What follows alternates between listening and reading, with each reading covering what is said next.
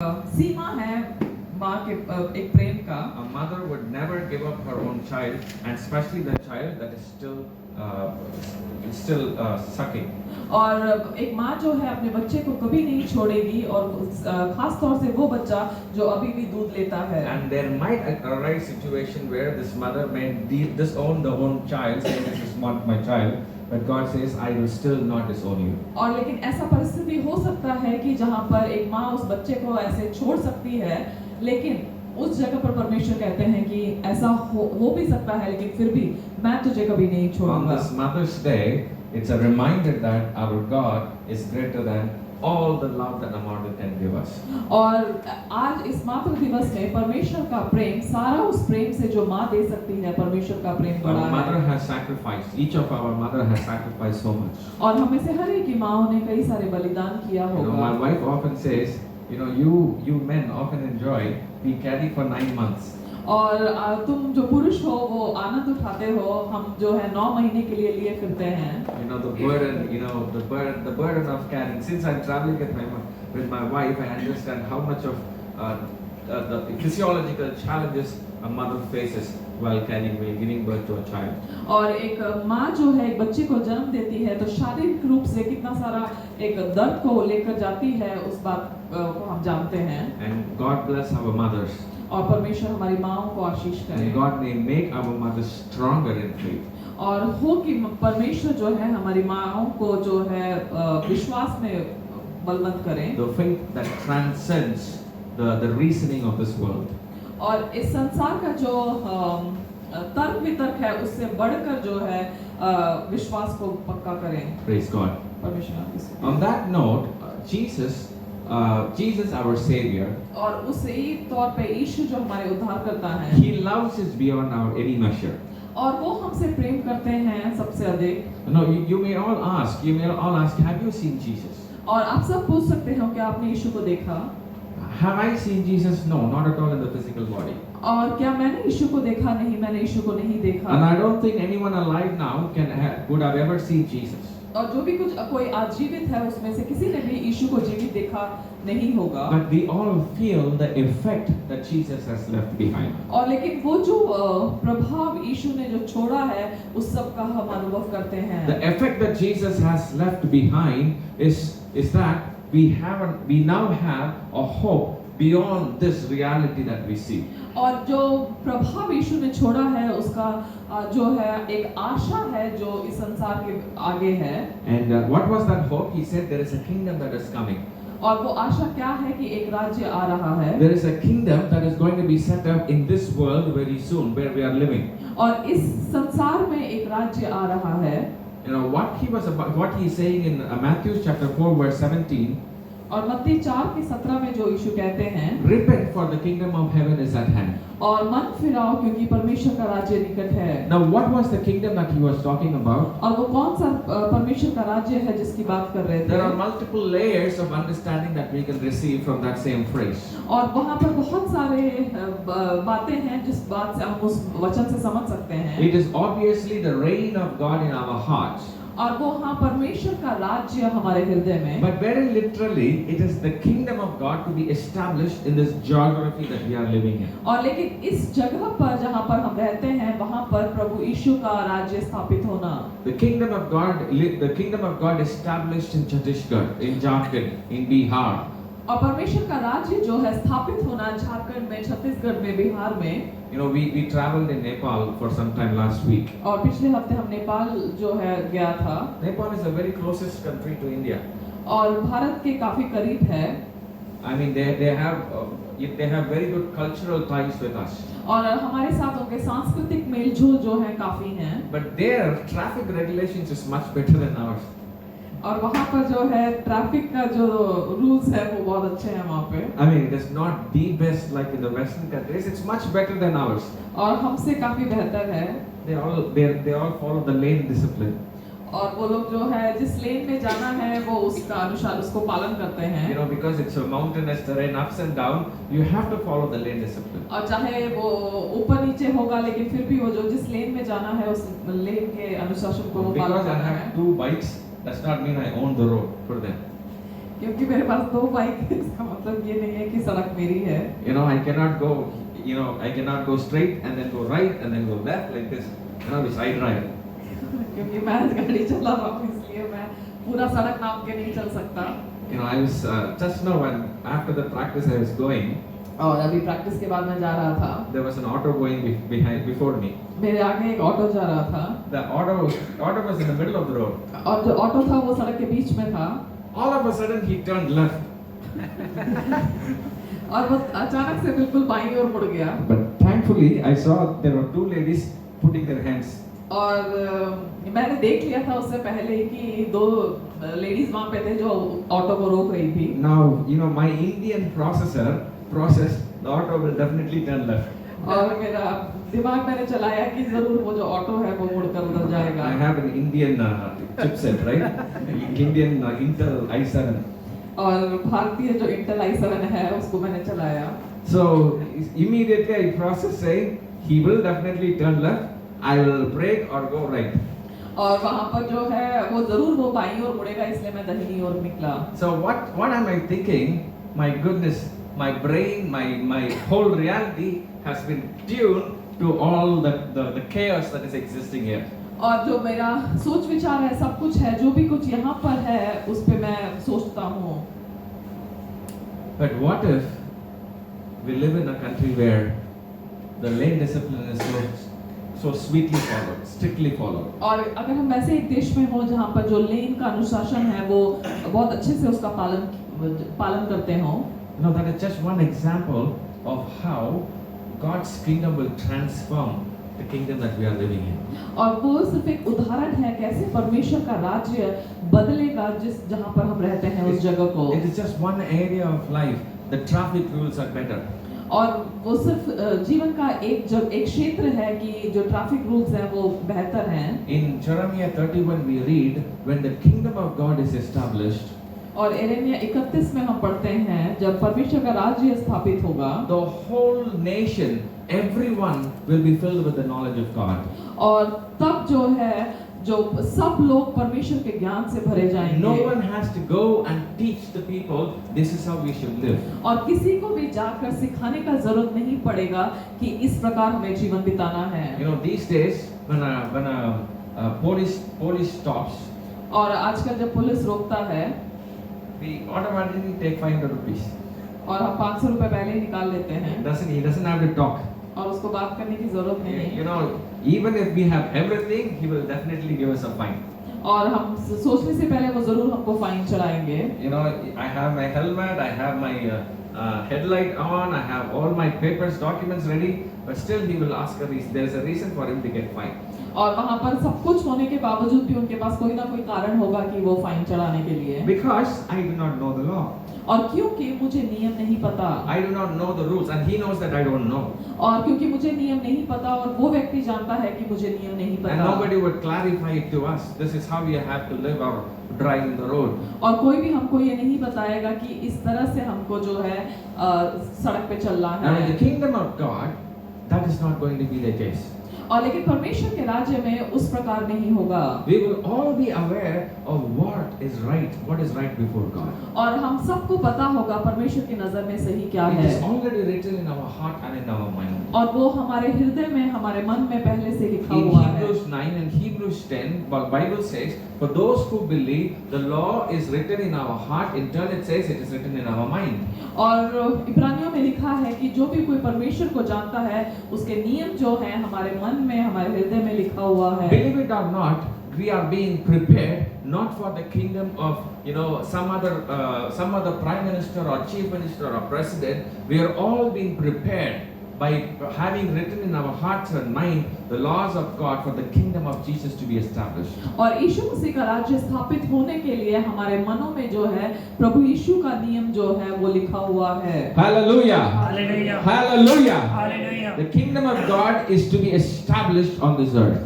और परमेश्वर का का राज्य जो है इस पृथ्वी पर उसका स्थापित होना है Kingdom of Jesus will be established on this earth. और यीशु का राज्य स्थापित होगा You know, Tamil Nadu will be will be a province of Jesus. और जो तमिलनाडु है वो प्रभु यीशु का जगह राज्य होगा Haryana will be a province of Jesus. और हरियाणा जो है एक यीशु का राज्य होगा America will be a province of Jesus. और अमेरिका जो है यीशु का राज्य होगा And that is what we read in Revelation. There won't be any knee. Every knee shall bow and every tongue shall confess that Jesus is Lord. और वही बात हम प्रकाशित वाक्य में पढ़ते हैं कि हर एक घुटना टिकेगा और हर एक मुंह अंगीकार करेगा यीशु ही प्रभु है Hallelujah. Hallelujah. Now we are coming into that. This is what Jesus is saying. The reality is the kingdom, my kingdom will be established on this earth and Jesus is going to rule for 1000 years. And that is what he is preparing us all for. और उस बात के लिए कि यीशु का राज्य वहां पर स्थापित होगा उसके लिए हमको वो तैयार कर रहे हैं Now in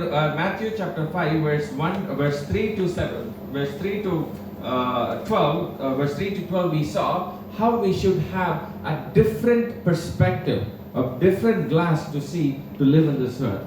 और मत्ती 5 का हमने 3 से 12 तक में देखा था कि हमारा दृष्टिकोण किस प्रकार अलग होना चाहिए इस पृथ्वी पर जीने के लिए Now what is our blessings? How should we consider what is our blessings? Blessed are the poor. It was an upside down opinion of what the world considers as blessings. और धन्य हैं जो मन के दीन हैं इस प्रकार हमने देखा था जो संसार जिस बातों को आशीष में समझता है और परमेश्वर के राज्य उसका विपरीत है And we saw from Matthew chapter 5 verse 13 to 16 how we should live as salt and light on this earth so that the good works will reflect or glorify the name of the Father. और उसके बाद मत्ती 5 के 13 से 16 तक में हमने देखा था कि कैसे हम जो है पृथ्वी के नमक हैं और ज्योति हैं और किस प्रकार हमें जीवन जीना है These are all preparing us for the kingdom of heaven. और ये सब बातें हमें परमेश्वर के राज्य के लिए तैयार करती हैं Now we're going to meditate this few words from Matthew chapter 5 verse 17 to verse 20.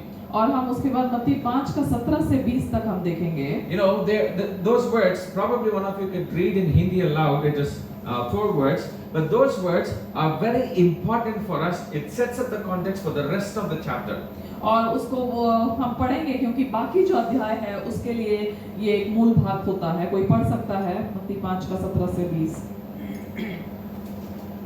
यह न समझो कि व्यवस्था या भविष्यवक्ताओं की पुस्तकों को लोप करने नहीं परंतु पूरा करने आया है क्योंकि मैं तुमसे सच सच कहता हूँ कि जब तक आकाश और पृथ्वी टल न जाए तब तक व्यवस्था से एक मात्रा या एक बिंदु भी बिना पूरा हुए नहीं टलेगा।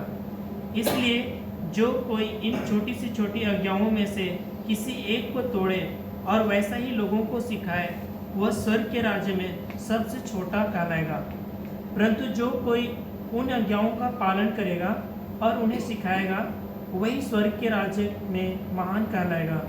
क्योंकि मैं तुमसे कहता हूँ कि यदि तुम्हारा धार्मिकता शास्त्रियों और फरीसियों की धार्मिकताओं से बढ़कर न हो तो तुम स्वर्ग के राज्य में कभी प्रवेश न पाओगे। Hallelujah. The first statement that Jesus is talking is, do not think that I have come to abolish the law. और पहला बात जो यीशु कहते हैं कि ऐसा ना सोचें कि मैं व्यवस्था को लोप करने आया हूँ। Now why would Jesus say that? और क्यों यीशु ऐसा कहेंगे? Why would Jesus say, do you think that I have come to abolish the law? Do not think like that. और यीशु क्यों कहेंगे कि तुमको लगता है क्या मैं व्यवस्था को वहाँ पर खत्म करने आया हूँ? मैं व्यवस्था को खत्म करने नहीं आया। Any observations, any thoughts? Why would Jesus start with, do not think that I have come to abolish the law? और क्यों यीशु इस प्रकार शुरू करते हैं कि ऐसा ना सोचें कि मैं व्यवस्था को खत्म करने आया हूँ? Sorry? People may be expecting. People might be expecting. Yeah, people is expecting him to do something different from the law. और क्योंकि लोग उम्मीद करते होंगे कि व्यवस्था से यीशु कुछ अलग करें। His teachings and doing is counter-cultural to the law. और यीशु का जो सिखाना है जो व्यवस्था था उससे विपरीत था। Or at least the way that people have been doing before, he is doing it contrary. और या फिर जो लोग जिस प्रकार से करते थे यीशु उसके विपरीत करते हैं। For example, he was healing the blind, he was healing the leprosy on the Sabbath day. और उदाहरण के लिए यीशु जो चंगाइयां कर रहे थे वो एक सबत के दिन कर रहे थे। We read it in Mark chapter 3 verse 1 to 6. और You don't have to read. मरकुस 3 अध्याय में हम देख सकते हैं। Now we all know the story, right? Jesus healed a blind man on the Sabbath day. और हम सब इस कहानी को जानते हैं, यीशु ने एक अंधे व्यक्ति को चंगा किया एक सबत के दिन, And also a leper on a Sabbath day. और एक कोढ़ी को भी चंगा किया सबत के दिन। And what happened to those Pharisees who are the vanguards, who are caretakers of the law? They were very angry because Jesus did that on the Sabbath day. और जो फरीसी जो वहाँ पर व्यवस्था को पालन करने के लिए जो जिम्मेदार थे, पालन करवाने के लिए, वो लोग वहाँ पर नाराज हो जाते हैं क्योंकि यीशु ने वो जो अद्भुत काम था वो एक सबत के दिन किया। Their interpretation is anything astonishing good should not happen on the Sabbath day. और फरीसियों का मानना था कि व्यवस्था के अनुसार जो है कुछ भी अद्भुत काम जो है वो सबत के दिन नहीं होना चाहिए। You know, in Matthew chapter 12 verse 1 to 8, Jesus, he did not condemn his disciples who are picking the grains and eating it. In fact, he showed the precedent of David. और वहाँ पर जो है यीशु ने वहाँ पर जो चेले वहाँ पर खेत से जो बाले तोड़कर खा रहे थे, यीशु उनको नहीं डांटते क्योंकि वो उनको उदाहरण दिखाते हैं दाऊद का। So the Pharisees were upset. Your disciples are eating the corn, makai. तो बिखा जाने से तो बहुत makai. They just went and they plucked the corn and ate. And the Pharisees are saying, see, they are eating without unwashed hands. और यीशु जो वहाँ पर यीशु के चेले जो हैं ऐसे खेत में जाते हुए वहाँ पर बाले तोड़कर खाते हैं। फरीसी वहाँ पर यीशु को कहते हैं, देखो तुम्हारे चेले कैसे हैं, बिना हाथ धोए जो है इस प्रकार खा रहे हैं। And once again in Mark chapter 2 verse 15 to 17, the Jesus was eating with tax collectors who were considered as the least in the society, the Jewish society. They are the sinners. और यीशु जो है वैसे ही mark दूसरे अध्याय में देख सकते हैं, वहाँ पर चुंगी लेने वालों के साथ में बैठकर खाते हैं, जो कि चुंगी लेने वाले उस समय में जो है बुरे एक पापी माने जाते थे। If Jesus is a prophet, if Jesus is a priest, he should have known that these people are sinners and he should have kept some 10-meter distance. और वहाँ पर जो है अगर यीशु को पता होता कि ये लोग जो हैं पापी हैं, तो यीशु को कम से कम वहाँ पर 10 कदम का दूरी रखना था। I grew up in a church where we wore only white and white almost every day in the week. और मैं एक कलीसिया में बड़ा जहाँ पर सफेद ही हम पहनते थे। And especially on Sunday we will be white and white. और खास तौर से रविवार में जो है हम सफेद ही पहनते थे। Because that makes us pure. That makes us holy. क्योंकि वो हमको पवित्र बनाता था। Now if I see Yofi there, I will be there 10 feet. He's wearing black. और अगर मैं वहाँ पर योफी को देखूं तो मैं 10 कदम दूर होऊंगा क्योंकि मैंने काला पहना है। That's how Jesus was. People were thinking, they see the tax collectors, you should be far away from him, but rather you're going into their house and eating. और वहाँ पर ये फरीसी भी ऐसे ही यीशु को देख रहे थे कि वो चुंगी लेने वालों के साथ से दूर होना चाहिए। अगर एक नबी है, वो वहाँ पर यीशु चुंगी लेने वालों के साथ में बैठे थे। And we see one more occasion in Matthew chapter 21 verse 12 to 13, Jesus is going and overchanging the tables where they sold and they bought the doves for sacrifices. And Jesus said, my house is called to be the house of prayer, not the house of robbers, dens. और वहाँ पर एक और जगह पे मत्ती 21 में हम देखते हैं कि यीशु जो है परमेश्वर के भवन के बाहर में जो लोग वहाँ पर लेन देन कर रहे होते हैं, उनके कुर्सी वहाँ पे टेबल्स को जो है वो उल्टा पुल्टा कर देते हैं वहाँ पर, और वो इस प्रकार कहते हैं, मेरा भवन जो है प्रार्थना का भवन कहलाता है, तुमने उसको डाकुओं का खोर बना दिया है। The priests were thinking, because of this marketplace in the temple, we have some income for the temple. We're going to make the temple beautiful, grand, make it bigger, expand it. And this man is doing ulta bulta. और यहाँ पर वो जो वहाँ पर जो फरीसी थे, याजक थे, जो वो लोग इस प्रकार सोच रहे थे, अगर ये लेन देन का जगह होगा, यहाँ से जो मुनाफा होता है उससे हम इस भवन को बड़ा कर सकते हैं, और ये यीशु ने आकर सब कुछ उल्टा पुल्टा किया। Now Jesus understood the law in a different way. और लेकिन यीशु ने व्यवस्था को विभिन्न रूप से समझा। In all this, there are multiple such occasions we can read where the interpretation of the law that Jesus had, in fact that is the original interpretation of the law, is quite contrary to how the Pharisees like us, like me, perceive the law.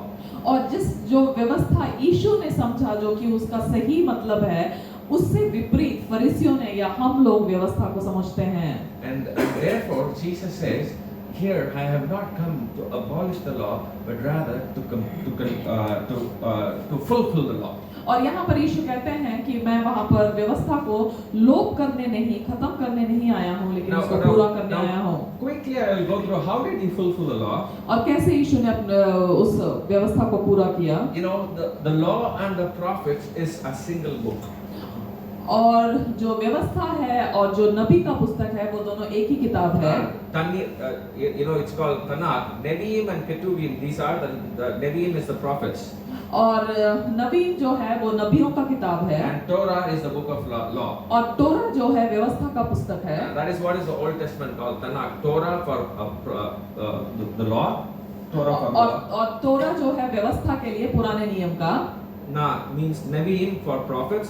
और नबी जो है वो नबी के लिए। And Ketuvim are the writings. और जो केटुबीम है वो जो है वहाँ पर लिखा हुआ है। The First Samuel, Second Samuel, the historical books, the Ruth, Ezra, they all come under Ketuvim. और जो ऐतिहासिक किताबें हैं बाइबल की वो सब उस केटुबीम उस भाग में आती हैं। The first 5 books are Torah comes in the first 5 books which is written by Moses comes under Torah.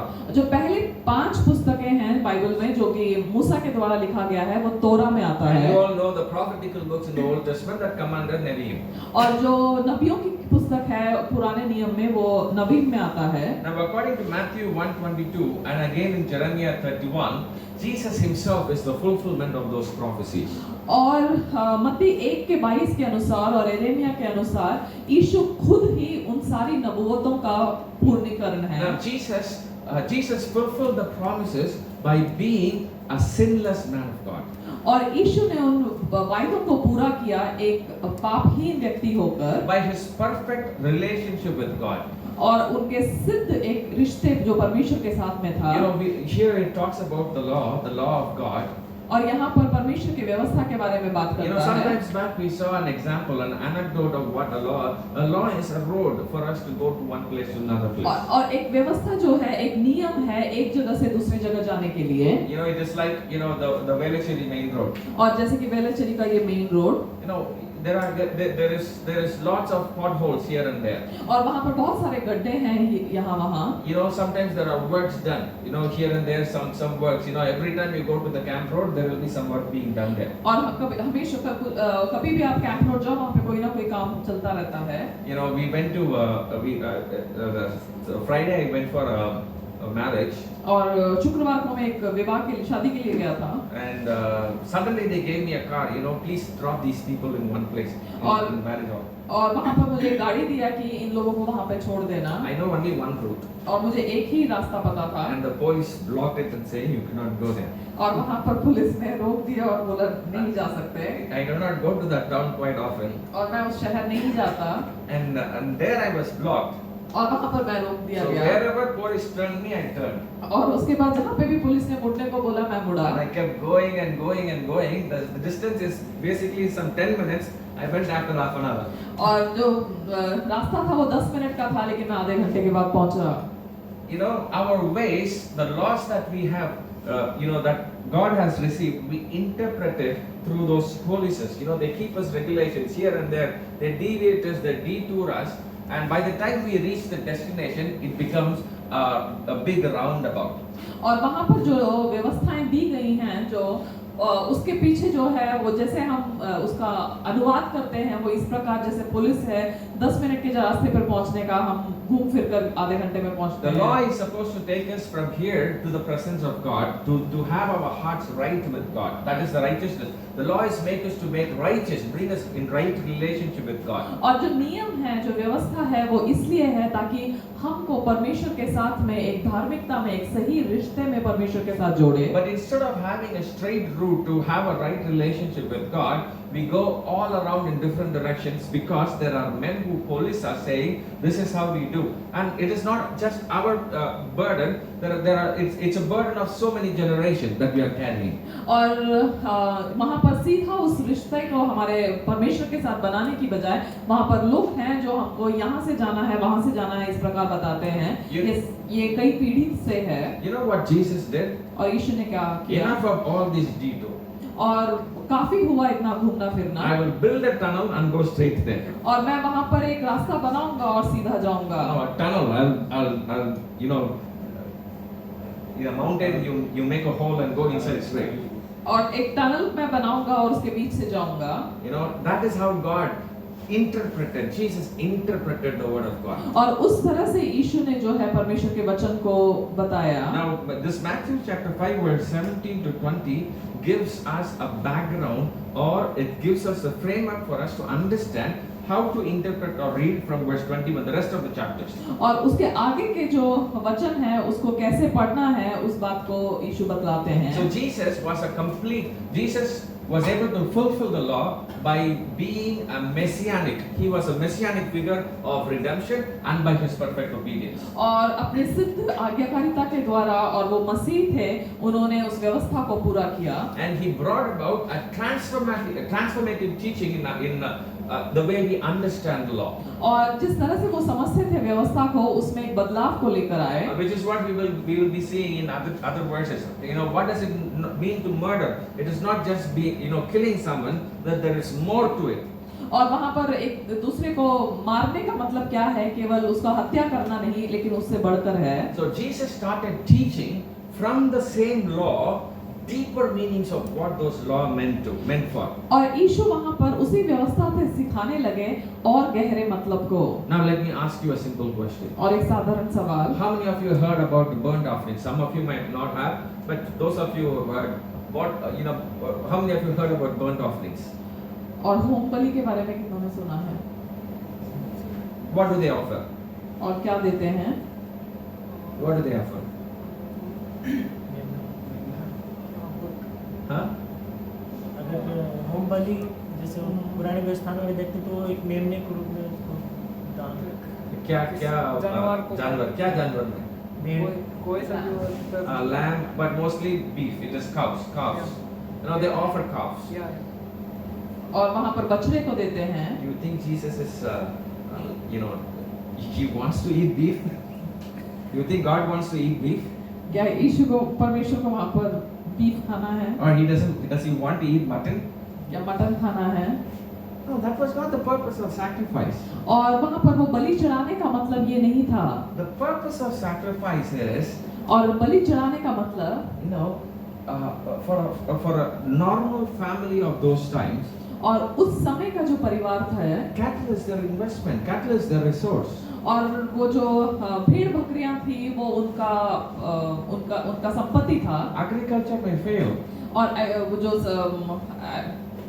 खेती बाड़ी जो है वहाँ पर वो खराब हो सकता है. They had two main occupation those days. Either right from the day of Cain and Abel, either an agriculturist or a herder. और वहाँ पर पुराने समय में जो है दो तरह का जो काम धंधा होता था, या तो फिर वहाँ पर खेती बाड़ी या फिर पशुओं का पालना. All people had land and therefore they cultivated land and the produce they ate. But what happens if it does not rain? The land does not produce. They go into starvation. और वहाँ पर सबके पास भूमि होता था, इसलिए वो वहाँ पर खेती बाड़ी करते थे और उससे खाते थे.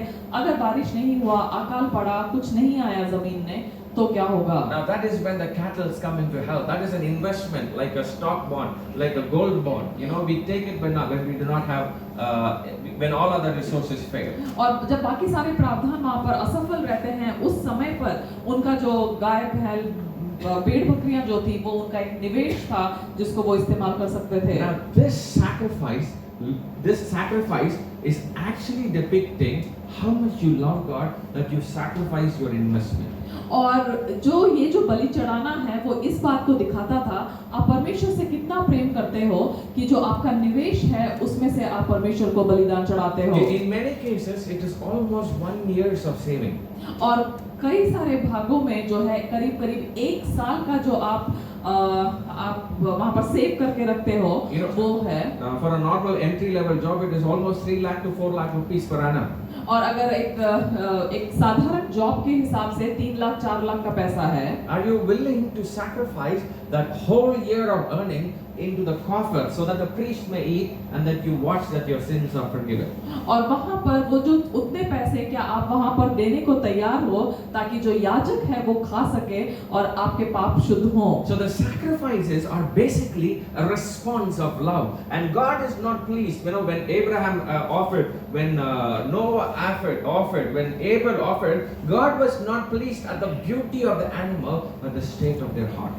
और वहाँ पर वो कितना प्रेम करते हो वो बात वो बलिदान दिखाता है. परमेश्वर वहाँ पर उस कितना सुंदर जानवर था उससे नहीं खुश हुए, लेकिन उनका हृदय किस स्थिति में था उस बात को देखा, चाहे अब्राहम हो चाहे Now, नोआ since हो. these sacrifices were deviating people out of this tunnel, you know that I was talking about, Jesus was drilling a tunnel to make a straight road, which is this relationship with God through love. This sacrifice was deviating, God abolished it, or Jesus fulfilled it by himself being a law.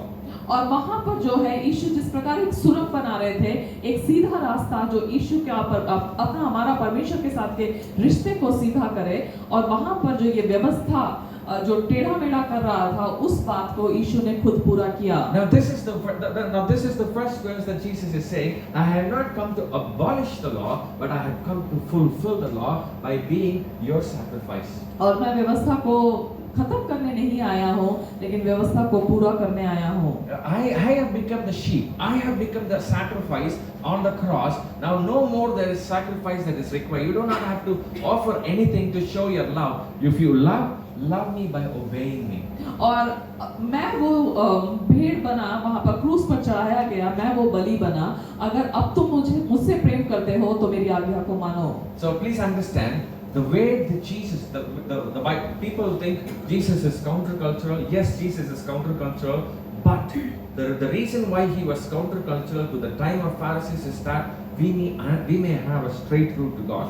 और हाँ, यीशु जो उस समय के फरीसियों से बिल्कुल विपरीत थे, वो इसलिए थे कि ताकि हम परमेश्वर के साथ में एक सीधा रास्ता हो सके. Now this is to have a right relationship with God, just like a mother loves their children when they go away. Jesus loved us, and therefore he came on this earth to show us that way. और वहाँ पर जैसे एक माँ अपने बच्चे से जो भटक जाता है प्रेम करती है, उसी तरह जब हम भटके हुए थे यीशु हमारे लिए आए ताकि हमको वो मार्ग दिखाए. Now the second verse says, you know, even the heaven and the earth may pass, but my words shall not pass.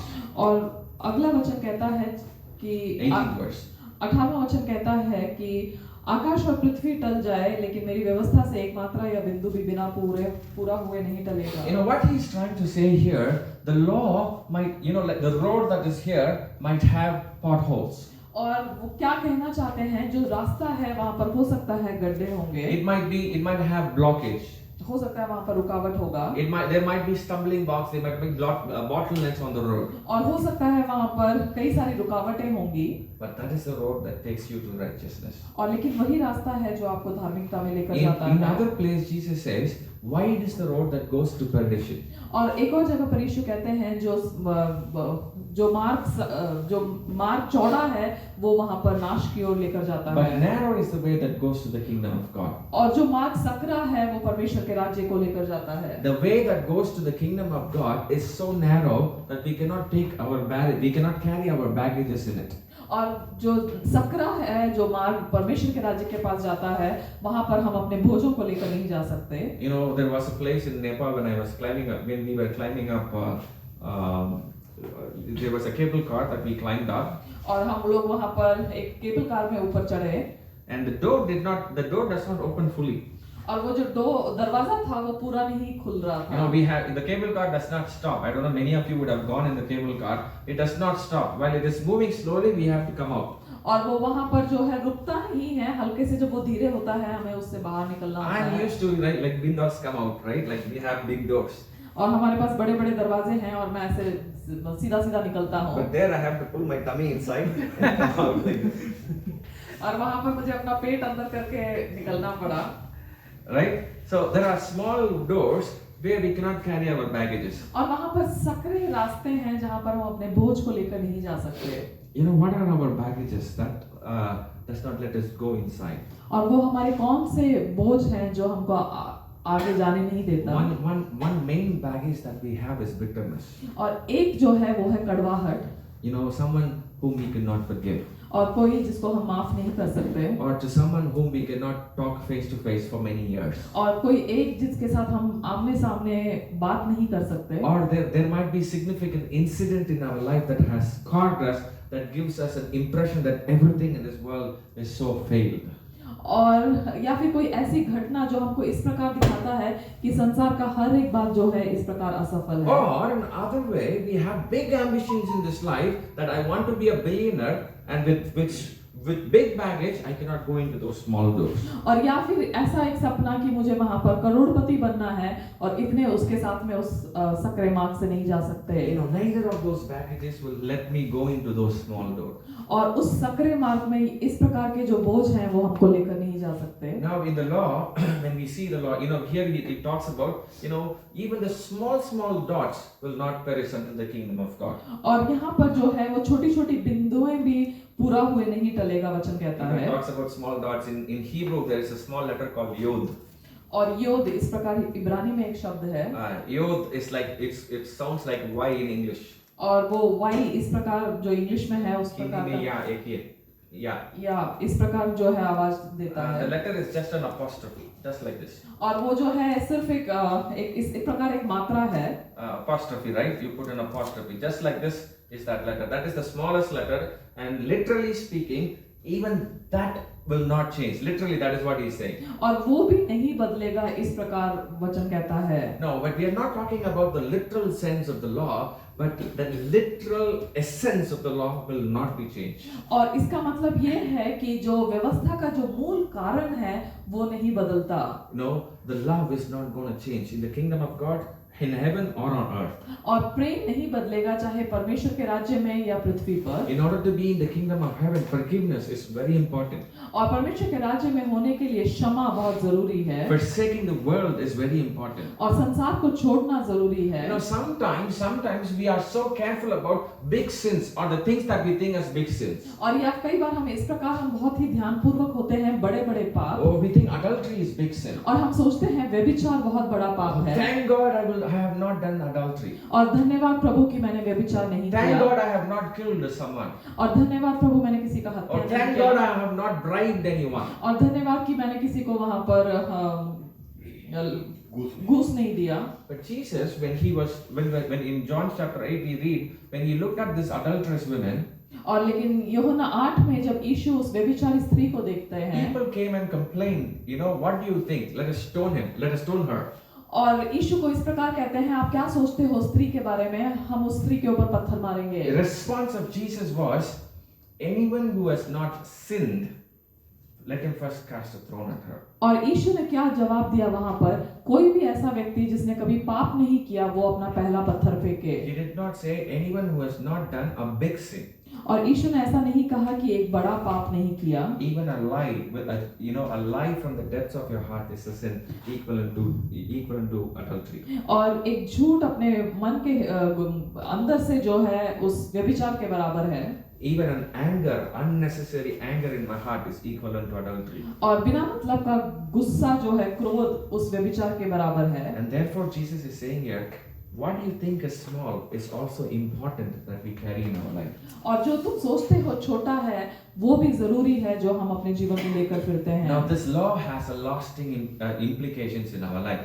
और ये व्यवस्था का जो है हमारे जीवन में उसका प्रभाव रहता है। And therefore he is saying, it is very important in verse 19 he is saying, it's very important that we obey the law. और इसलिए यीशु कहते हैं कि ये जरूरी है कि हम व्यवस्था का पालन करें। See, the obedience to it is more about not about sacrificing, coming to the church and I pay the money as tithe, or I do certain good works, and that is it, the law is complete in my sense. No, God says, obey it from the depths of our heart. Make the law in your heart. और वहां पर जैसे हम आते हैं कि मैंने दशमांश दिया या मैंने भले काम किया, सिर्फ वहां पर व्यवस्था को पालन किया खत्म नहीं होता, लेकिन व्यवस्था को पालन करना अपने मन के हृदय की गहराइयों से है। No, Jesus is not talking about a legalistic way of accomplishing the law, but rather an heartful obedience. और यीशु वहां पर एक न्यायपूर्ण तरीके से व्यवस्था को पूरा करने की बात नहीं कह रहे हैं, लेकिन एक हृदय से आज्ञा को मानने की बात कह रहे हैं। Please listen carefully. Many of us can, or we can, judiciously try to accomplish certain things in our life for the sake of the Lord. और व्यवस्था के लिए हम लोग कई चीजों को अपने जीवन में पूरा कर सकते हैं। I wake up every day early in the morning. और मैं हर सुबह जल्दी उठता हूँ। And it does not mean because I wake up every day, I'm completing or accomplishing something for the Lord. और इसका मतलब ये नहीं है मैं क्योंकि जल्दी उठता हूँ मैं प्रभु के लिए कुछ कर रहा No, हूँ। sometimes I might be like I might sleep longer. और हो सकता है मैं कुछ देर से सोया And हूँ I wake up later. और मैं बाद में उठूंगा। Oh, immediately, trying to do penance. Lord, forgive me because I woke up later. और प्रभु मुझे क्षमा कर क्योंकि मैं देरी से उठा। No. God is not expecting us to obey Him out of fear. और परमेश्वर नहीं चाहते हम डर के कारण परमेश्वर की आज्ञा को Please listen मानें। carefully. God does not want us to have a relationship with Him of fear, but a relationship of love. और परमेश्वर नहीं चाहते हम एक डर का रिश्ता परमेश्वर के साथ में रखें, लेकिन एक प्रेम का रिश्ता परमेश्वर के साथ रखें। God is not our boss. परमेश्वर हमारे बॉस नहीं है। You know that we may, she says, what I do, what I say, you do. और मैं जो कहता हूँ वो तुम करो। No, God wants us to be our friend. परमेश्वर हमारा मित्र होना चाहते And हैं। in fact, the highest relationship that God is offering to us to be His own wife, His bride. और जो परमेश्वर जो सबसे उत्तम सबसे ऊपरी जो है एक रिश्ते को देते हैं वो है उनका दुल्हन बनना। Do you know, one day we as different souls will become the wife of God who created this heaven and earth, the bride of God. और जो परमेश्वर ने जो इस पृथ्वी को बनाया है हम सब अलग-अलग जो प्राणी हैं वहां पर प्रभु यीशु के दुल्हन बनेंगे। Now the relationship with His wife is not fear and terror. He does not want us to be, He does not show Himself as a terror God. और वो परमेश्वर अपने आप को वहां पर एक भयानक परमेश्वर के रूप में नहीं दिखाते। Now in the Old Testament, that is how they saw God as. They saw God as horror, like a fiery mountain, like a horrible, God of thunder and lightning and storm and so on. People were afraid.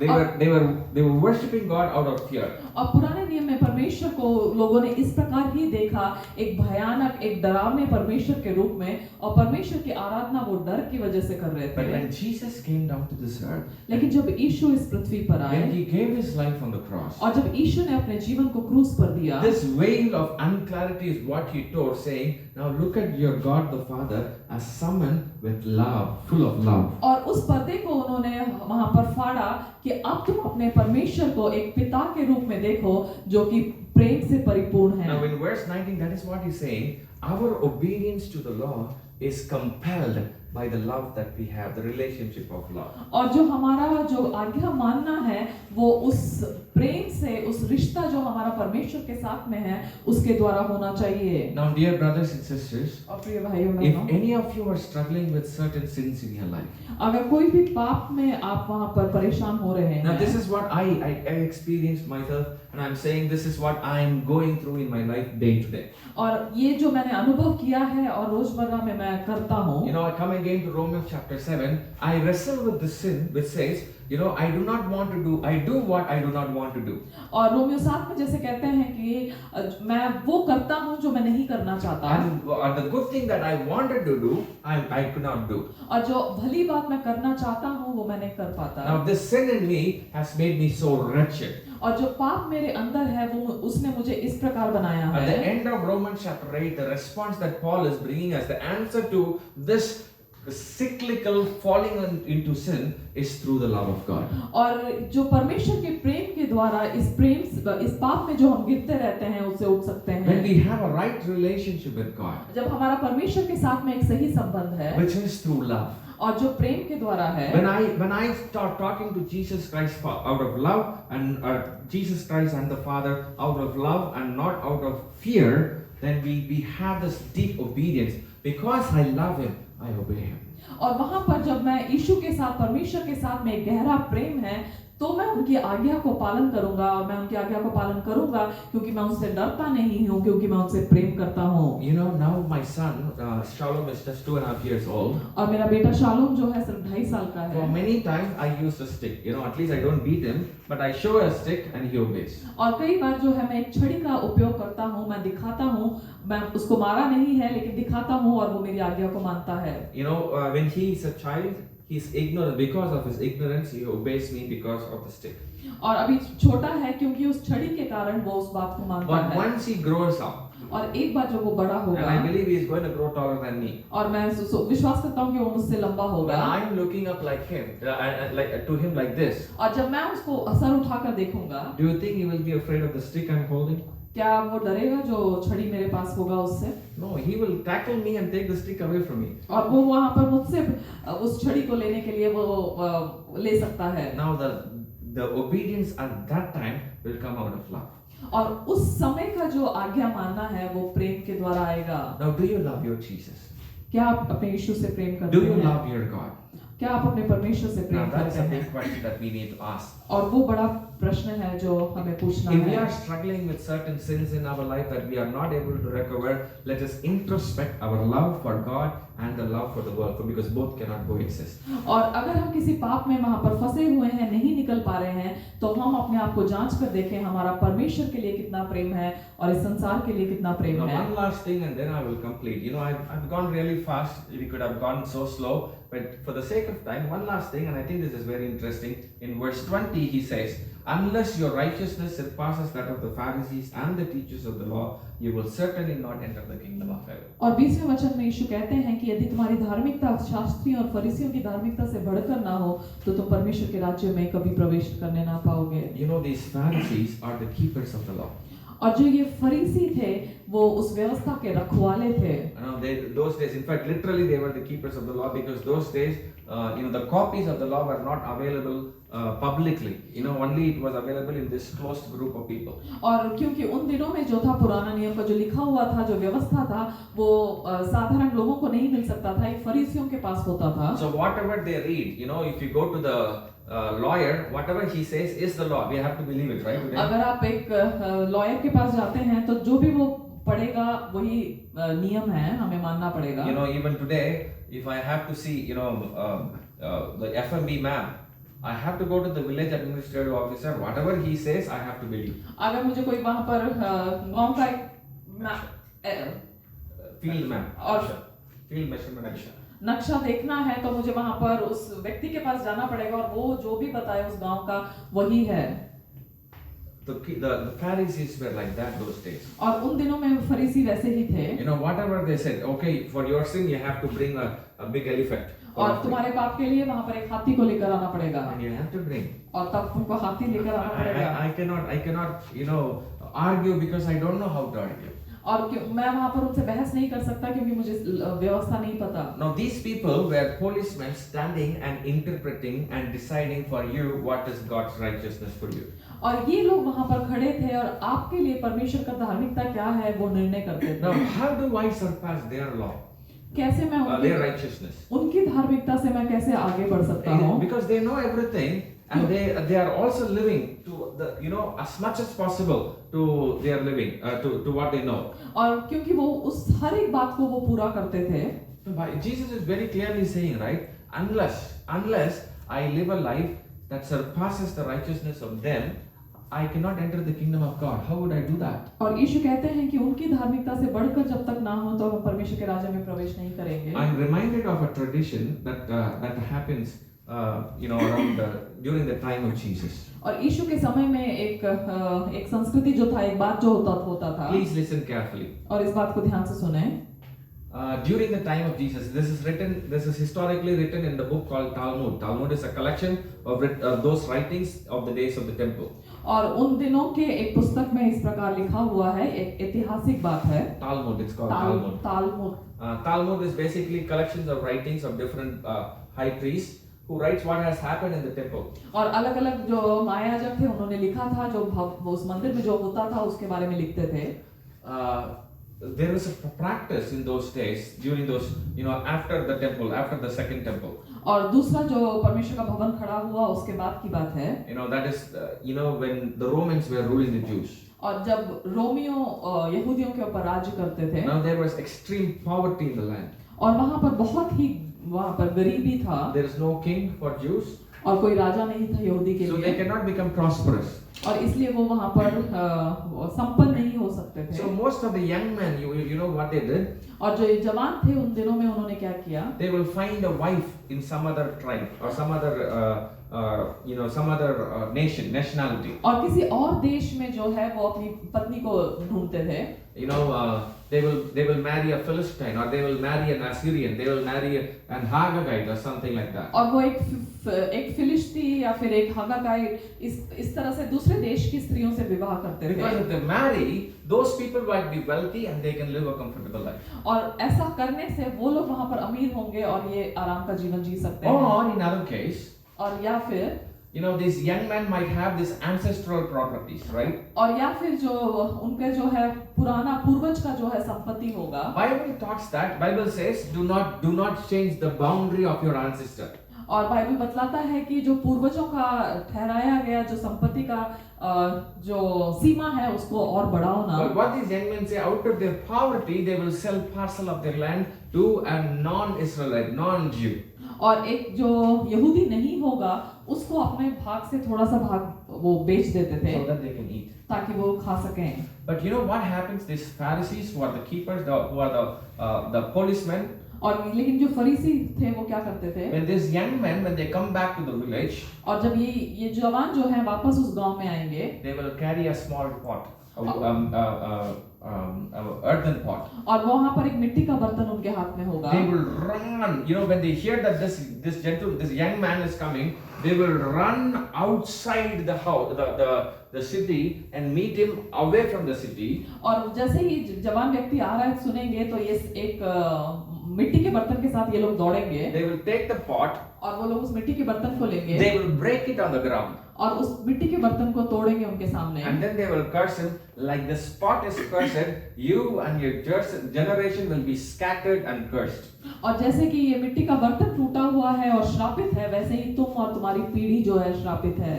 You know, in Luke 15, लूका 15 में, that is why the father ran out to meet the prodigal son. और इसीलिए लूका 15 में जो उड़ाऊ पुत्र का पिता था वो उस शहर से बाहर दौड़ कर गया अपने पुत्र से मिलने के लिए। Now this tradition is called kezaza. It is still it is recorded. No more practice. It's called kezaza. और इस परंपरा को जो है केजाजा कहते हैं, ये लिखा हुआ है। Now the Pharisees were very furious that their land and their men are going away scattered. और वो लोग बहुत ही क्रोधित होते थे कि उनके जो लोग हैं वो इधर-उधर जा रहे हैं। So when the prodigal son in Luke chapter 15, when the prodigal son he came back having sold the possession of the father, the Pharisees were so angry.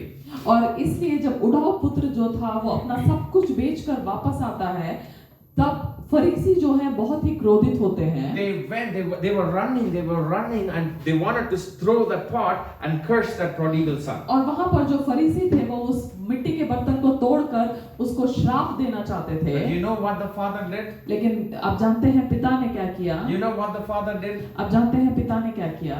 Before the Pharisees could run, he ran before them.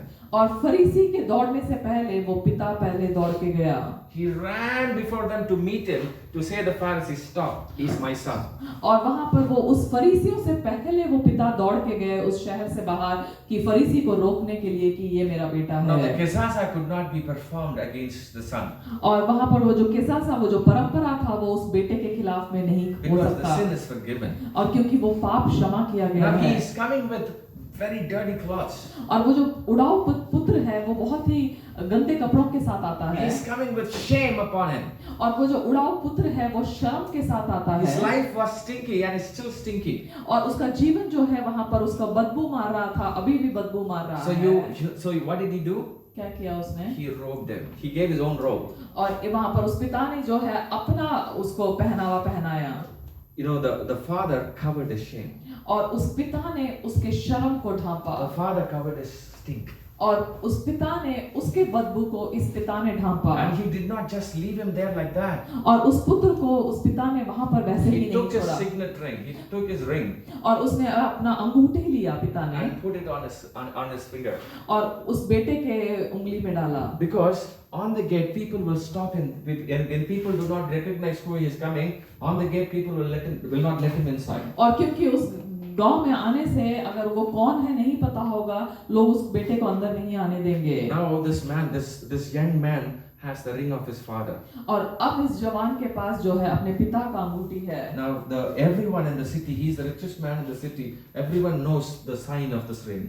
और वो सबसे अमीर व्यक्ति है और इसका जो अंगूठी का निशान से वो पहचानते My हैं। dear brothers, this is how we do our righteousness becomes greater than the righteousness of the Pharisees. और इस प्रकार हमारा धार्मिकता उस फरीसियों के धार्मिकता से बढ़कर है। We do not earn. हम नहीं कमाते। When we repent जब हम मन फिराते हैं and when we come back, और जब हम वापस आते हैं our Father runs before the law. The lawkeeper can come and accuse us. और हमारा पिता दौड़ता है इससे पहले कि जो कि व्यवस्था के रखवाले हैं वो दौड़ कर आए। The enemy, the devil, the accuser of the brethren is going to come and meet you at the gate, but our Father, the grace of God, the mercy will overcome the judgment. और वहां पर शत्रु हमारा दोष लगाने वाला दौड़कर आने से पहले हमारा पिता परमेश्वर का दया जो है दौड़कर आता है And हमारे he is going to pass. come and say, my son, I forgive you. और वो आकर कहते हैं कि मेरा बेटा मैं तुझे क्षमा All my करता हूँ। shame will be forgiven right there, and then I gain an entry into the kingdom of God. और वहां पर मेरा सारा शर्म क्षमा होता है और मुझे वहां पर परमेश्वर के राज्य में जगह My मिलता है। shame is covered by his glory. और मेरा शर्म परमेश्वर की महिमा से वहां पर ढापा जाता And he है। does not leave me powerless. He gives me an authority by giving us a signet ring. और वहां पर मुझे वो असामर्थ्य नहीं छोड़ता लेकिन मुझे सामर्थ्य बनाता है अपनी अंगूठी देकर। And that is how we live a righteous life. और वैसे हम एक धर्मी जीवन We do जीते not हैं। earn a righteous life. हम एक धर्मी जीवन वहां पर कमाते नहीं हैं। We do not. We are not entitled for a righteousness. और हमको वहां पर हमको मिला नहीं है धार्मिकता। But by his mercy we receive the righteousness of हमको God. उनकी दया के द्वारा मिलता है। Now why did Jesus do this? क्यों यीशु ने ऐसा किया? Because he loves us. क्योंकि वो हमसे प्रेम As करते long हैं। as we love him, the relationship is in tune. और जब तक हम उनसे प्रेम करते हैं जो रिश्ता है वो वहां पर सही है। Shall we all close our eyes for a minute and stand up? और आइए हम अपनी जगह पर खड़े हों, अपने आंखों को बंद करें। You know, Jesus Christ came down to this earth और यीशु इस संसार में आए so that we may understand the spirit of the law, what the law is. और उस व्यवस्था को समझें क्या है। That we may not be scared about the regulations and the religiosity of the rigorousness of law. और वहाँ पर जो धार्मिकता है उस व्यवस्था का उसके प्रति हम भय न खाएं। But that we might have an joyful relationship with the Father and the Son. और पिता और पुत्र के साथ में एक आनंदमय रिश्ता हो। My dear children, मेरे प्रिय बच्चों, this morning, Yes. this afternoon, इस शाम को this word of God calls us, would you trust God? इस शाम को क्या आप परमेश्वर पे भरोसा करते हैं? The word of God is His law. परमेश्वर का वचन व्यवस्था है। Would you read it? क्या आप उसको पढ़ेंगे? And would you apply it in your life? क्या आप उसको अपने जीवन में लगाएंगे? Not just reading it, would you apply it in your life? और ना केवल पढ़ना लेकिन अपने जीवन में लगाना। Do you think it is relevant in your life today? क्या आपके जीवन में आज के दिन ये वचन लागू होता है? My beloved, it is not irrelevant for any of our situations. हमारी हमारी हर एक परिस्थितियों से वो अलग नहीं है। The word of God is a lamp unto my feet and it takes care of each of my steps. और मेरे हर एक कदम का वो ध्यान रखता है। परमेश्वर का वचन मेरे मार्ग के लिए Think दिया about the है। love of the Father. पिता के प्रेम को सोचें। He is running before the shame and reproach. और वहाँ पर उस शर्म से पहले वो पिता दौड़ता है। He is running to meet you and to cover you with His glory. और वो वहाँ पर दौड़ता है अपनी महिमा से ढांपने के लिए। For a minute, shall we yield our heart before the Lord? और आइए हम अपने हृदय को परमेश्वर को दें। Christ is fulfilling the law. प्रभु यीशु इस नियमों को पूरा कर रहे हैं।